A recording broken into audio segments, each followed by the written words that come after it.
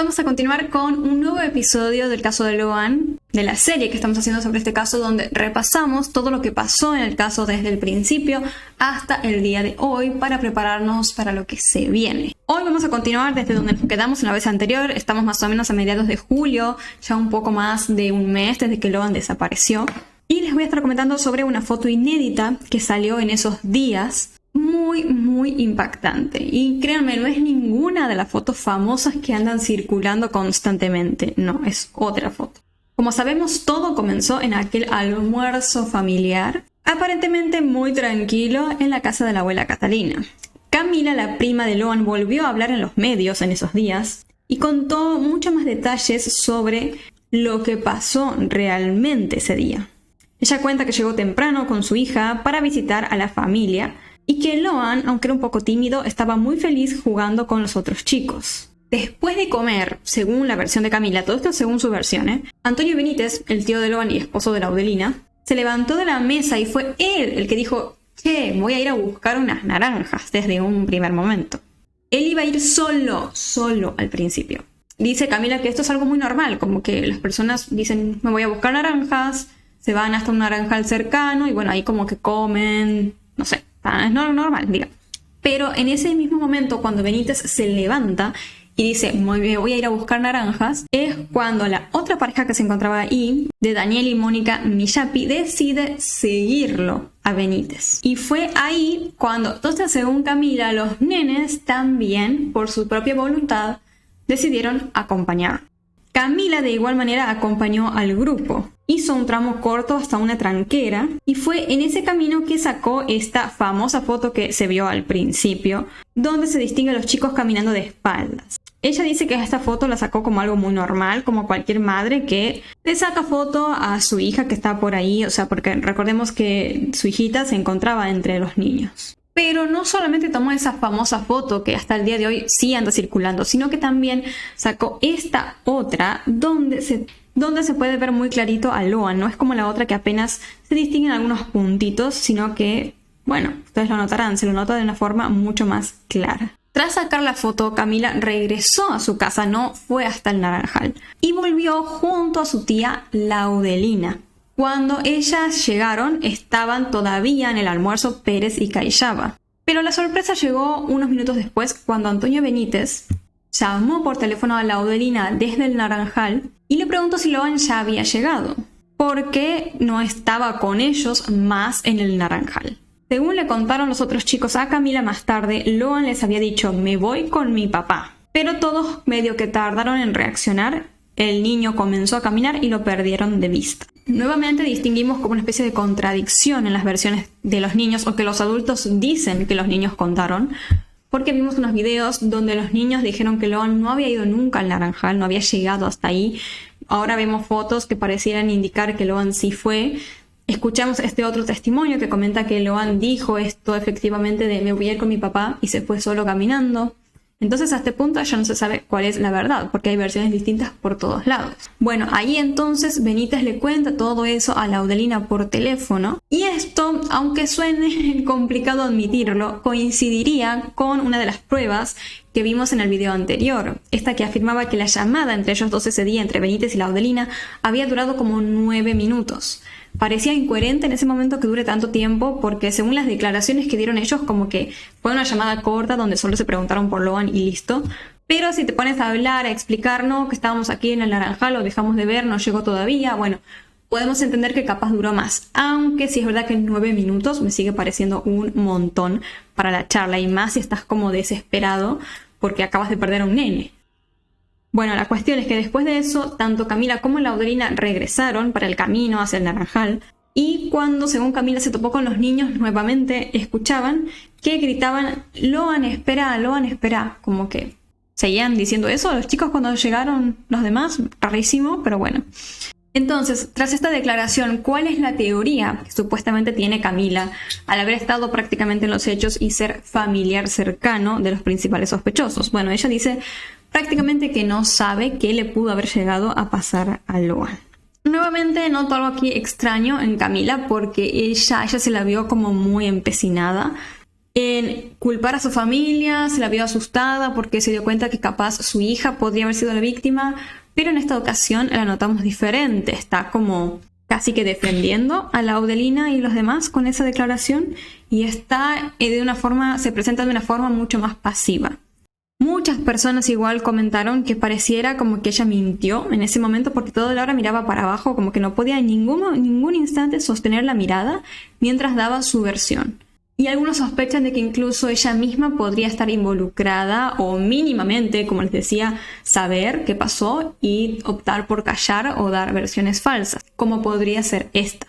Y en esta versión tampoco concuerda mucho lo del accidente, porque a ver, tengamos en cuenta que cuando se dio el llamado de Benítez a la Audelina y ellas volvieron, Pérez y Callaba todavía estaban en lo de la abuela Catalina.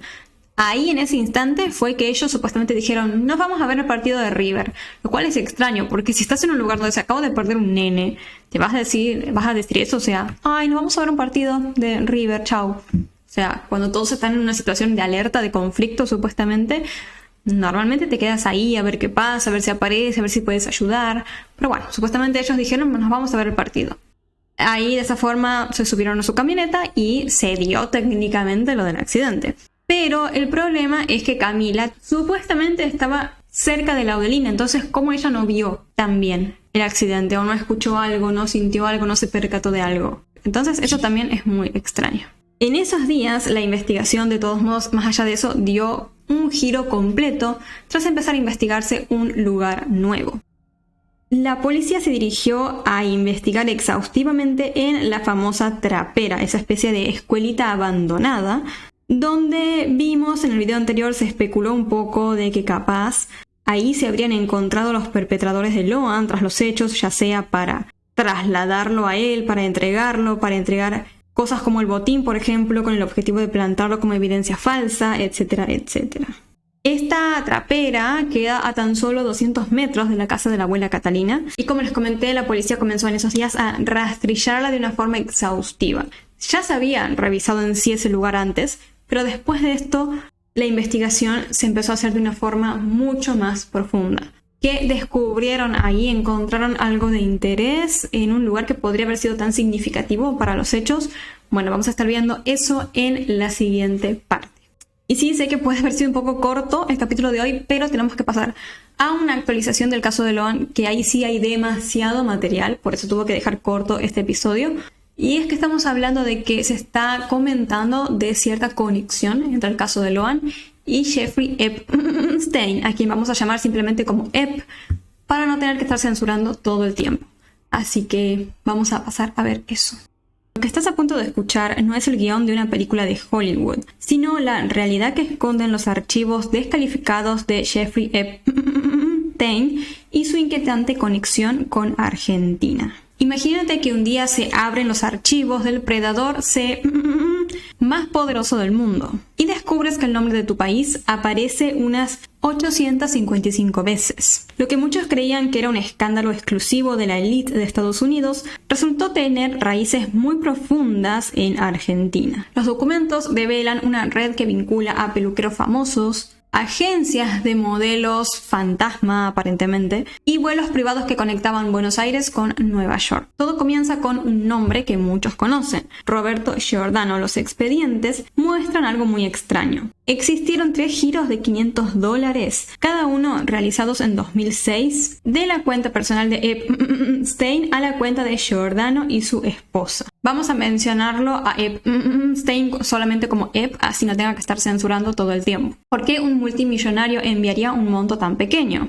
Algunos bromearon con esto diciendo que capaz estaba pagando un tratamiento para el pelo, pero la justicia sospecha de algo mucho más oscuro. En esa época, Giordano era famoso por sus desfiles en Punta del Este, donde se jactaba de tener menores de edad, las llamadas lolitas, que trabajaban arriba de la pasarela, ¿no? Lógicamente. Entonces, en base a todo esto, los investigadores se preguntan hoy, ¿cuál habrá sido quizás la verdadera contraprestación por ese dinero que Ep envió? El segundo eslabón en toda esta historia es una agencia de modelos argentina llamada Pink Models. Entre los archivos aparecen correos de 2012 y 2013, donde se compartían los books y presentaciones de al menos 3 modelos argentinas vinculadas a Ep. La defensa de esta agencia dice que Epp simplemente se había suscrito a una especie de newsletter como para que le lleguen esas fotos y todo eso. Pero los expertos en el ambiente de la moda comentan que es rarísimo que un catálogo de mujeres se envíe así. En el mundo de la pasarela se comenta de que todo esto no era más que un eufemismo para la de alto nivel y que estas agencias servían como una especie de puestos de avanzada para captar chicas jóvenes y llevarlas a Estados Unidos con promesas de visas de trabajo. Por otro lado tenemos al personaje de Jean-Luc Brunel, el reclutador. Si Epp era el jefe, Jean-Luc era como su mano derecha en la búsqueda de talentos entre muchas comillas. Sus víctimas, básicamente. Este francés reclutador era un visitante, se dice, muy frecuente en Punta del Este. Muchos lo describen como un cazador que iba a Uruguay a buscar carne fresca, entre comillas, y así entregarla al poder de Epp. ¿Y cómo se relaciona de todos modos con Argentina? Bueno, se descubrió un mail de noviembre de 2012 donde Brunel le escribe a Epp: quiero cancelar el viaje a Argentina y quedarme en América unas semanas más. Esto confirmaría casi que el reclutador tenía mínimamente algunos planes concretos en el suelo argentino. Otra cosa muy escalofriante de los archivos es el rastro de las víctimas. Hay intercambios entre agentes del FBI donde mencionan la necesidad de conseguir traductores para poder comunicarse con sus víctimas de Argentina. En otro correo del 2012, una mujer que se presume argentina tiene un diálogo directo con Epp sobre sus servicios, ya saben de qué tipo, donde ella le dice que los clientes como que la prefieren a ella por encima de otras chicas. Epp no solo buscaba mujeres en Argentina, también veía al país como un lugar para hacer negocios. Se dice que Epp aseguró haber perdido más de $3 millones invirtiendo en bonos argentinos durante el gobierno de Macri. Se dice de igual manera que intentó negociar la venta de un helicóptero al gobierno argentino y tuvo tratativas con Fred Machado, un financista argentino investigado por ya saben qué. En el año 2018 se dice que Epp estaba obsesionado con conseguir entradas para el partido de Argentina contra Francia en Rusia y las usó como moneda de cambio para obtener favores de gente muy poderosa. Pero ahora sí, con este contexto, vamos a ver cuál es la conexión de este sujeto posiblemente con el caso de Loan. Esta es la parte que más hiela la sangre en esta investigación, porque aunque miles de kilómetros separan a la isla de Epp del paraje en Corrientes donde desapareció Loan, podríamos considerar que existe una especie de conexión simbólica y estructural que los investigadores y la prensa se encuentran analizando bastante. Lo que más llama la atención es el momento donde sucede todo. Mientras toda la Argentina busca desesperadamente a Loan, en Estados Unidos se terminaban de desclasificar miles de páginas sobre Epp. Fue entonces cuando una periodista de Corrientes empezó a notar algo inquietante. Este entramado internacional de trata que describe el caso de Epp parece ser una especie de espejo de lo que podría estar pasando con Loan. La conexión fuerte entre los dos casos no es un nombre en un papel, sino la forma de operar. En el caso de Loan se sospecha que el poder político podría estar involucrado indirectamente o al menos frenando la búsqueda para no revelar una verdad incómoda. Y esto es exactamente lo que mostraron los archivos de Epp, como las personas más poderosas del mundo, presidentes, príncipes, empresarios, etc., usaban su influencia para crear puntos ciegos donde la justicia no podía entrar. Varios medios de Corrientes sugieren que la desaparición de Loan podría estar conectada indirectamente con este tipo de redes internacionales que ven a los niños como mercancía. Hay una frase en los correos de Epp que es clave para entender por qué se lo vincula con casos como el de Loan. En un intercambio con Steve Bannon, un ex asesor de Trump, describe a Sudamérica como un territorio maduro para ser explotado, como les comenté. Esta mentalidad de ver a la región como todo se puede comprar es lo que preocupa a muchos. Con más de 850 menciones, como les dije, de Argentina en los archivos de Epp, podría quedar claro que el país no era para él un lugar de paso, sino por ahí posiblemente una pieza fundamental en su red de contactos y posibles víctimas. En el caso de Loan se analiza, hoy en día se está investigando si él fue víctima de una estructura muy similar, una red que se aprovecha de la vulnerabilidad de zonas rurales y la complicidad de las autoridades locales para sacar a las víctimas del país. Y el caso de Loan es solo la punta del iceberg. Recordemos que hay muchísimos niños desaparecidos en Argentina, como por ejemplo Guadalupe Lucero. Entonces, el vínculo, podríamos decir en conclusión, del caso de Loan con lo de Epp es que estos casos no son hechos aislados. Podrían ser resultado de un sistema donde se recluta a través de engaños o aprovechando la pobreza, se traslada a las víctimas usando logística que el poder no controla o ignora a propósito, y además después se encubre mediante desinformación, como lo que pasó por ejemplo la madrugada del 14 de junio, que vimos en el episodio anterior de la serie de Loan que estamos haciendo, donde se dijo falsamente que el niño había aparecido con el objetivo de frenar la enorme búsqueda que se estaba llevando a cabo en ese momento. Ahora coméntenme ustedes qué opinan. ¿Creen que lo de Loan es por ahí un operativo de una pequeña red que hay aquí, pero que quizás forma parte de algo mucho más grande más allá? ¿O piensan que en todo esto hay detrás algo muy diferente? No se olviden de comentar y opinar siempre con respeto. El miércoles pasado, 11 de febrero, se cumplieron 4 meses desde que Juana Inés Morales y Alberto Pedro Creder, pareja de jubilados desaparecidos de Comodoro Rivadavia Chubut, no dejaran rastros, pero sí muchos interrogantes por sus ausencias. Esta historia es un misterio que aún hoy en día mantiene en vilo a la provincia de Chubut. Y si bien hasta el momento no se sabe nada, los medios tradicionales parecieran prácticamente haber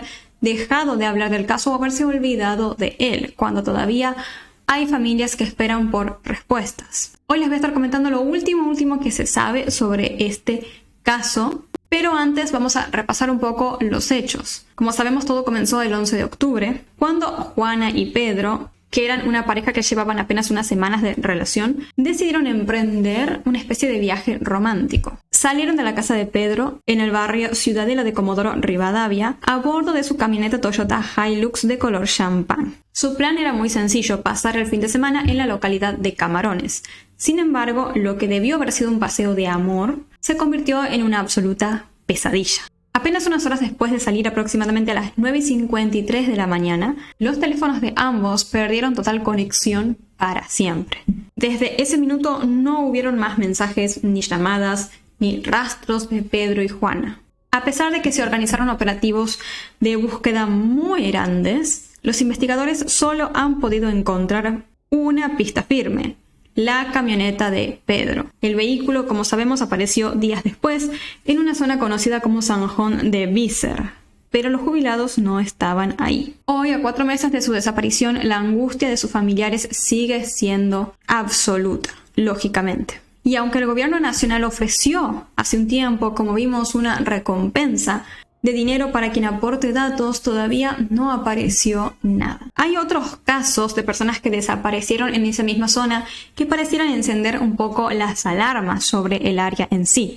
Está Diego Barría, quien se perdió en la misma zona de Rocas Coloradas tras salir en su cuatriciclo. Él sí apareció lamentablemente días después, cuando sus restos fueron hallados dentro de un tiburón capturado por pescadores locales, aunque sí su familia no cree que los restos sean de él y piensan que quizás otra cosa le sucedió. También tenemos a un joven llamado Alejandro que desapareció, se dice, en la zona costera cercana a Comodoro. A pesar de los intensos operativos de búsqueda que se hicieron en el caso de él también, su paradero al día de hoy sigue siendo un total misterio para las autoridades locales. El caso de Hernán Soto es uno de los casos más antiguos y emblemáticos de la zona. Él desapareció a los 10 años en el camping San Carlos y forma parte de la estadística de más de 20 desapariciones sin resolver en la ciudad. Se dice que existen al menos 22 casos de personas desaparecidas en la zona desde la década de los 90 que aún no han sido resueltos. Tenemos que recordar cómo es esa área en particular, cómo es el terreno. La presencia de sumideros, que son canales subterráneos creados por la erosión, en Rocas Coloradas es una preocupación constante para los rescatistas, ya que pueden literalmente tragar objetos o personas, ocultando cualquier rastro bajo la superficie. De igual manera, durante la búsqueda inicial de Pedro y Juana se reportó la desaparición temporal de 2 jóvenes a pocos kilómetros de donde desaparecieron los jubilados. Estos a la final sí fueron encontrados con vida y bien, afortunadamente, pero jamás se comentó qué les pasó ni cómo fueron hallados, como para que nos podamos dar mejor una idea de por ahí qué le sucedió a los jubilados. Y en medio de toda esta incertidumbre habló un vaqueano, es decir, una persona de la zona que conoce muchísimo el área, y dio su opinión sobre qué les pasó a los jubilados desaparecidos. Y si se los tragó la tierra, comenzó diciendo Martín Pérez, este vaquiano que les comenté. Él es instructor de manejo de 2 décadas de experiencia en Comodoro Rivadavia. Y él dijo que efectivamente la geografía de la zona está llena de sumideros. Y comentó lo siguiente en base a esto. Vos te podés llegar a subir a un sumidero y no pasa nada, o sea, como que no te das cuenta. Pero en algún momento algún sumidero puede estar tan frágil que se hunde y te podés caer sin saber qué profundidad tienen. O sea, en verdad es muy aterrador porque sí, yo vi también algunos comentarios de personas que decían que vos puedes estar como caminando así y no te das cuenta que hay un peligro y de la nada te caes. La dificultad del camino donde se encuentra la camioneta es alta. El camino no está abierto, no hay tránsito. Cuando van los pescadores a esa zona van siempre de a 2, nunca de a 1.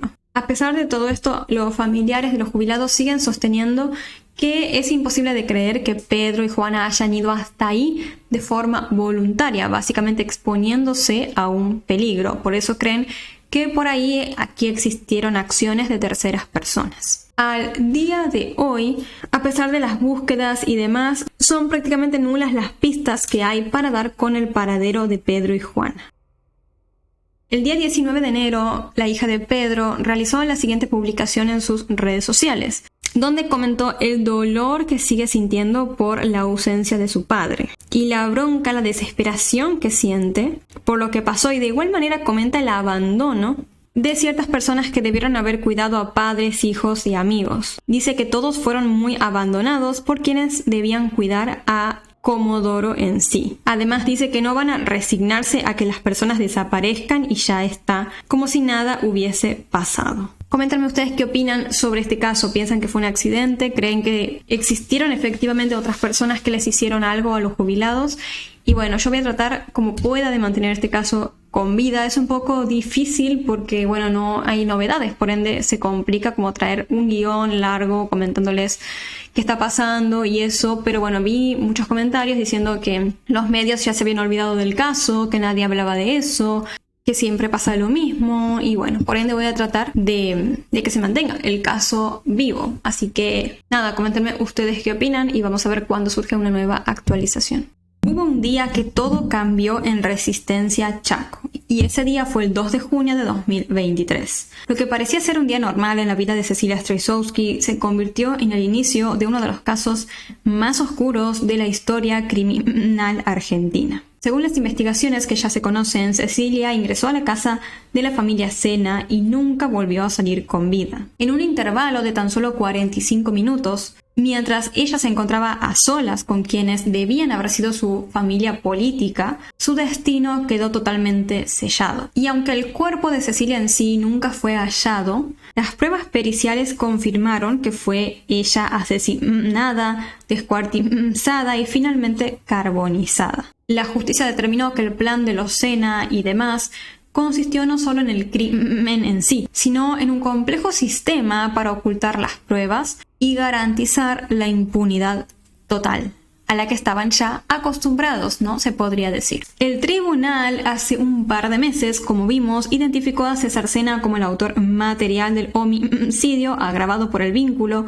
y violencia de género, mientras que sus padres, Emerenciano Sena y Marcela Acuña, fueron señalados como partícipes primarios fundamentales en este plan. Las sentencias oficiales llegaron hace unos días, el 10 de febrero de 2026, para ser más exacta. En una audiencia virtual que el clan Sena escuchó desde sus celdas, la jueza Dolly Fernández dictó la sentencia final tras el veredicto que fue unánime de un jurado popular. El resultado fue contundente: prisión perpetua para César, Emerenciano y Marcela. Sin embargo, la justicia no fue igual de severa para todos. Los colaboradores del clan, como Gustavo Obregón y Fabiana González, recibieron penas de tan solo 5 y casi 6 años por encubrimiento agravado, mientras que Gustavo Melgarejo recibió una pena en suspenso. Y es tras conocerse estas sentencias que la madre de Cecilia salió a hablar. Ella expresó una especie de conformidad parcial con las penas que se le dieron a los culpables. Aunque sí celebra las prisiones perpetuas, cuestiona duramente las condenas bajas para los encubridores. Y denunció algo muy grave la madre de Cecilia al decir todo esto. Comentó que Fabiana González no solo sería una encubridora, sino una figura central en una red de trata de personas, que además se dedicaban a maltratar y a amenazar de muerte en el barrio. O sea, fue una declaración muy fuerte, o sea, una acusación muy fuerte en realidad. Pero, ¿qué se le puede decir a una madre que perdió a su hija de una forma tan espantosa? Y siento que es absolutamente lógico su indignación ante el hecho de que los encubridores hayan recibido una pena tan corta. Además, la madre de Cecilia comentó que hoy en día vive una realidad totalmente devastadora. Ella se mudó a Resistencia, separándose incluso de otra de sus hijas por un tema de seguridad y con el objetivo de ayudar a otras madres que, como ella, tienen casos que todavía por ahí están sin resolver en Chaco. Y además comenta que para ella su lucha no termina solo con el clan Sena en sí, pues tiene el miedo que en pocos años, cuando los cómplices salgan, vuelvan a hostigar a la comunidad. Cuéntenme qué opinan ustedes, con respeto, por favor, sobre las penas. Seguro están de acuerdo con la prisión perpetua, lógicamente, pero qué piensan de las penas que se le dieron a los encubridores, justamente. Y si alguien es de Chaco y bueno, tiene más idea del contexto de quiénes eran estas personas exactamente, nada, son obviamente bienvenidos a aportar su información, su conocimiento en los comentarios. Siempre y cuando, nuevamente, sea con respeto.